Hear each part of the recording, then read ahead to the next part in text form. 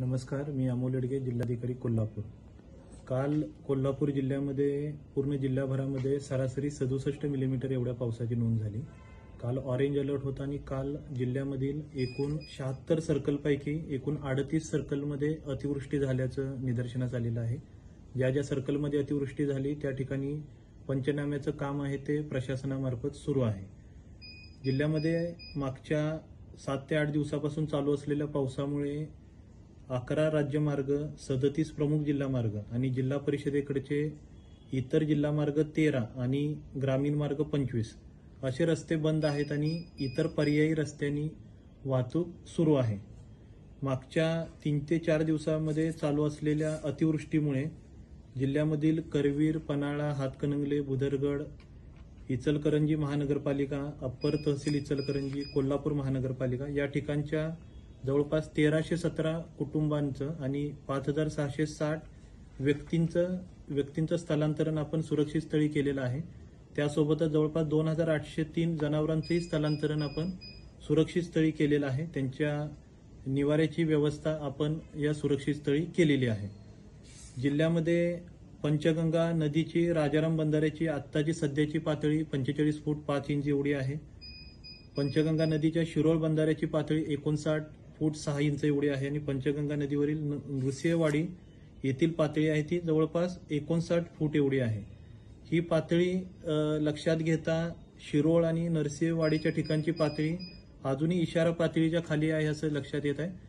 पण त्या ठिकाणी सुद्धा तहसीलदार आणि गटविकास अधिकाऱ्यांनी प्रशासन गावोगावी भेटी देऊन परिस्थितीची पाहणी करत आहे आणि त्या पद्धतीने जिल्ह्यामधील सर्व तालुक्यांमध्ये तहसीलदार, गटविकास अधिकारी, तालुका प्रशासन, ग्राम प्रशासन गावोगावी भेटी देऊन परिस्थितीची पाहणी करून आवश्यक ती दक्षता घेत आहे। राजाराम बंधाऱ्याची जर आपण पातळी बघितली तर 45 फूट 5 इंच ही सध्याची पातळी आहे आणि सकाळपासूनचा जर अंदाज घेतला तर जवळपास 2 तासामध्ये 3 इंच एवढी पाणी पातळी वाढत आहे। आपला 2019 आणि 2021चा डेटा आपण लक्षात घेतला तर राजाराम बंधाऱ्याची पातळी 46 फूट 5 इंचावरती गेल्यानंतर नाईकमळा, पोलो ग्राउंड, विनस कॉर्नर या ठिकाणी पाणी येतं असं दिसतंय।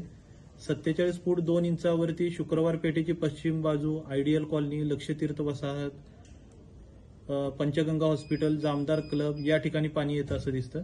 तर हा सर्व जो डेटा आहे 45 फुटाच्या वरती पाणी गेल्यानंतर 46 फूट, 47 फूट या प्रत्येक लेवलवरती पाणी कुठे येतं हा डेटा 2019 आणि 2021चा डेटा महापालिका प्रशासनाने रेफरन्ससाठी ठेवलेला आहे आणि आपली महापालिकेची टीम आणि प्रशासनाची टीम या एरियामध्ये सध्या फिरत आहे। आपले अग्निशमनचे जवान, कर्मचारी या एरियामध्ये फिरत आहेत आणि नागरिकांना सतर्क राहण्याच्या सूचना देत आहेत। ज्या ज्या एरियामधील नागरिकांनी सध्याची लेवल पाहता आणि संभाव्य लेवलची वाढ पाहता स्थलांतरण केलं पाहिजे त्यांना आव्हान सुद्धा या टीमच्या माध्यमातून केलं जात आहे।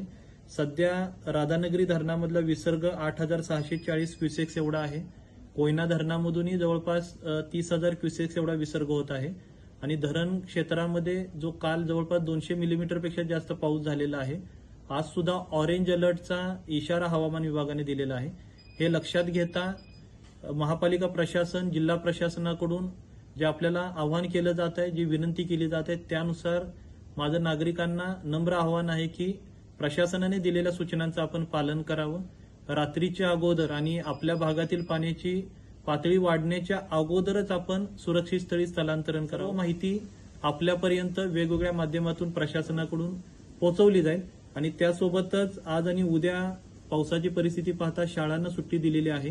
त्यामुळे सर्व नागरिकांना परत एकदा नम्र आवाहन आहे की या पावसाळ्याच्या दिवसामध्ये पर्यटन स्थळी जाणं किंवा गरज नसेल, अत्यावश्यक बाब नसेल तर बाहेर पडणं आपण टाळावं। प्रशासनाने दिलेल्या सूचनांचं पालन करावं आणि सर्वांनी सहकार्य करावं।